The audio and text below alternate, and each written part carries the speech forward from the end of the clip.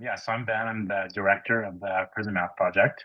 Um, and actually, since submitting the abstract, I changed the talk a little bit to talk more specifically about one of our projects that's gained some traction that I thought would be interesting. So I'm going to share my screen, and I have just a presentation, just so you have something to look at. Let me this. Okay, can everyone see the slides? And also, since there's only a couple people here, I'm totally happy to make this more of like a conversation. So just please unmute and shout out questions or comments or anything as I'm going through this.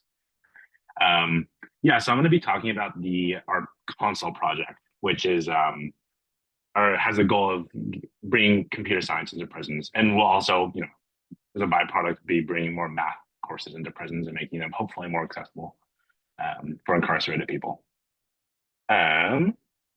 So, why does access to education in prisons matter? Hopefully this isn't like anything crazy, but 95% of people who are incarcerated will eventually be released. So most people in prisons are going to end up back with us, living next to us in our world. And so the problem with prisons is that they, as a punishment, take people off the streets, give them, in a lot of cases, nothing to do, no responsibilities, no nothing, and then release them and throw them back outside. And it's incredibly hard to deal with that. There's very few opportunities for employment, for housing, for education, for anything. So it can make it really, really difficult. And that's why recidivism, the rate that people end up back in prison after they're released, is so high in the US. It's something like 60, 70%. It's really, really high. It doesn't have to be that way. In other countries, this isn't like this at all. And so one of the ways that we can kind of attack this problem is through education. So we give people more opportunities when they're released. And so just a bit about the PMP in general. It was founded by Christopher Havens, who founded it while he was incarcerated, and he still is incarcerated. He started learning math while he was in solitary confinement, and he got so obsessed with it. He fell in love with it, and he just wanted to keep doing more and more. And he started writing letters to anyone he could find. He even wrote letters to like the journal, the Annals of Math, asking just for more resources, like after he finished calculus. And he was so excited by it. And eventually he got connected with these great mentors in Italy. And they wrote a paper together. And he's been doing mathematical research ever since in number theory and combinatorics and cryptography. And so through this experience, he really noticed this like self-transformation where like everything about him, the way he acted, the way he thought about himself, how he behaved with other people had all changed. And he realized that this was all due to his experience with math. And so it was this incredibly transformational experience for him. And so he wanted to give this experience to other incarcerated people. And the part that he found the most foundational to that transformation was the mentorship aspect, connecting with people in the math community, being brought in to our community, and having people to support him, help him do all these things. And I think that's really what did it for him. And that was the goal of the PMP when it started, was to bring this mentorship to other incarcerated people. And so the core of our program, especially back then and still today, is the mentorship aspect. So people are writing letters, emails, phone calls with their mentors. And so, someone signs up, we pair them with a mathematical mentor. And we do this pairing to just try to get the best fit. So whatever level the incarcerated person is at, whether they know how to add and subtract and that's it, or whether they're doing research in mathematical physics, we have the whole range. In the last year, we had 2 different people publish papers, one in combinatorics and one in PDEs. So there's really, really the whole gambit. So we really try to make this mentorship personal.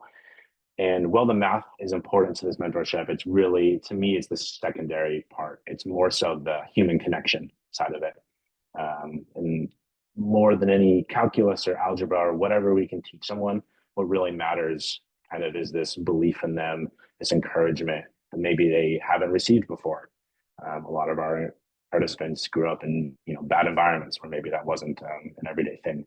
So it can be really, really impactful just to have these extended conversations with people. And that part really started, the PMP got started, really the main idea happened right before COVID. And then all educational offerings in prisons were thrown out the window. There's nothing. And so the mentorship was kind of a product of this, something to do asynchronously without having to be in person. So it still misses a bit of that in-person experience. And so that's what we're trying to do with our math circle. So recently we've been getting more and more math circles all across the country. We're doing some in Canada now. I live in Italy and we're doing some in Milan. Um, and so, these are kind of based off like math circles for kids where just get people excited about math, not necessarily do things that you would find in the traditional curriculum. It's combinatorics, number theory, knot theory, these types of things that can be really fun, puzzles to work on, and just to introduce people to like this wide world of math that they probably haven't seen before. And the third main thing we do is our console, which is what I really want to talk about today. So we will get into that. And so the PMP console is an app that will go on tablets. So now, especially since the pandemic, most prisons, they give tablets to every incarcerated person. So it's like an Android tablet. They have this with them 24/7. On it, they can, buy movies, games, music, books, but also there is some education on it. Right now, it's, very lacking. And so we're trying to use these tablets to provide more education. And so we created an app, which we're calling the PMP Console. It has a text editor, a compiler, and interactive courses. So right now it supports Python and JavaScript.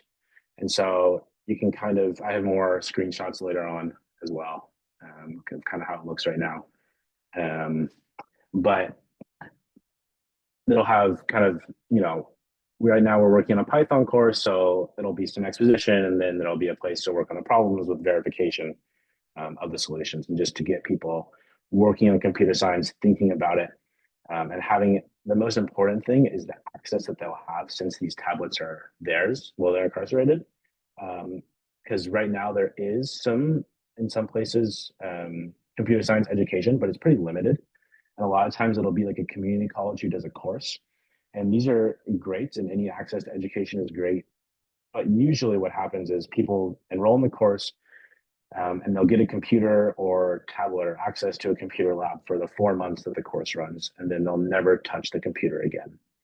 And so obviously this is a problem, because if you code for 4 months and then you're released 6 years later, you're not going to remember all of that. You're not going to be able to maintain those skills and build upon them. So the point of the console is to be able to continuously build those skills, so you might actually have a chance at getting a job.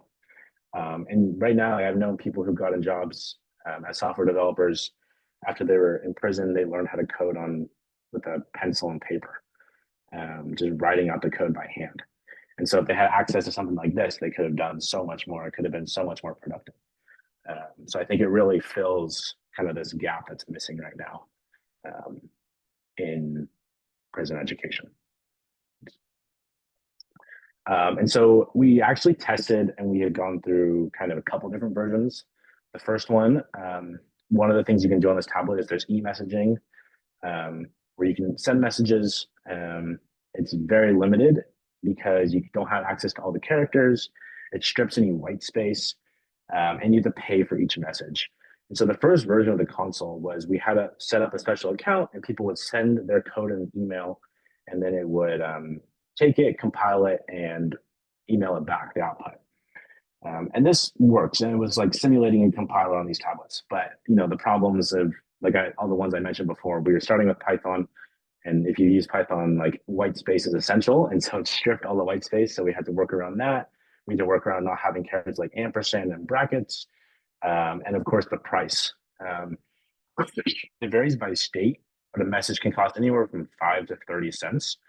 And it's not a lot for us, but when you make 40 cents an hour working in prison, it's quite a bit when you also want to send messages to your friends and family. It doesn't really leave enough for coding in most cases. So we went through a couple different versions. There's others that we haven't explored, but we settled on an app as kind of being what we think is the best option. And it'll have self-paced learning. It's very secure. It's completely on the tablet. Everything is stored on the tablet. There's no communication with anything going out.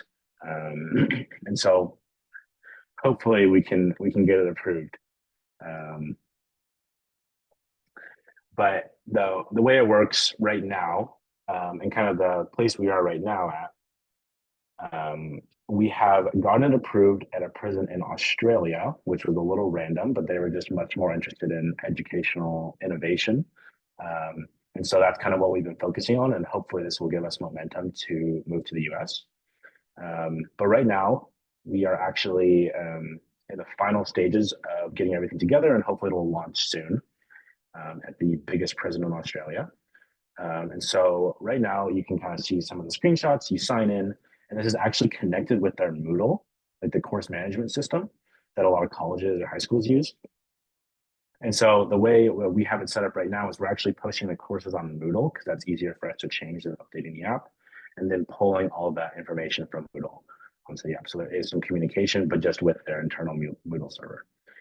So you can log in and you can kind of choose the course. And then here is an example of like a basic numeracy course, just looking at like exponents. And this course, so, fractions, exponents, kind of working up to talking about interest. And we're still in the process of developing courses. It's kind of the point where we're bottlenecked right now. And we need to work on that a little bit more. So right now we have stuff available in Python, JavaScript. We also have the ability to compile LaTeX. Not sure how much we're going to use this right now because we do have some like demand from our more advanced participants for a way to compile LaTeX, but it's still pretty small. And so we're focusing more on like basic math right now, like numeracy, hoping to do algebra, geometry, calculus, and just kind of build up a library of things available. Since the math courses, there is some stuff available in prisons, but definitely not enough. And yeah, so our current status is we're about to launch a pilot at Clarence Correctional Center in New South Wales in Australia. It's the biggest prison in Australia, 1,700 beds. I don't know what percentage capacity it's at, but it's probably around 1,000 to 1,500 people. And this will just be live on all their tablets. And so we're kind of, like I said, in the final stages, and we're just trying to decide like how much we want to add. We have all these features in mind that we want to add, and we're trying to figure out how much we want to do now versus later. And so kind of the goals for the console is we want to expand to the rest of the Serco prisons in Australia and New Zealand. And Serco is this private prison company that we're working with. And in Australia, things are kind of reversed from the US. In the US, you always hear about how bad private prisons are. In Australia, they're the ones who kind of do the innovating, and the public prisons follow, and they're better run and better maintained, have better education. So we're working with them. I think they have 6 or 7 facilities across Australia and New Zealand. And so as long as this goes smoothly, we will expand to the rest of their facilities. And then I'm hoping to, still the goal is to bring it to the US. The US has the worst mass incarceration problem of any country in the planet. And it's not really close. And so that's still the goal. And I'm hoping to do this through a college and prison program. So there's these certain universities that teach a lot of classes in prisons. The biggest one is the Bard Prison Initiative. There's some in Washington that we work with. We have a lot of participants and connections in Washington because that's where Christopher, our founder, is still incarcerated. So a lot of our efforts are focused there.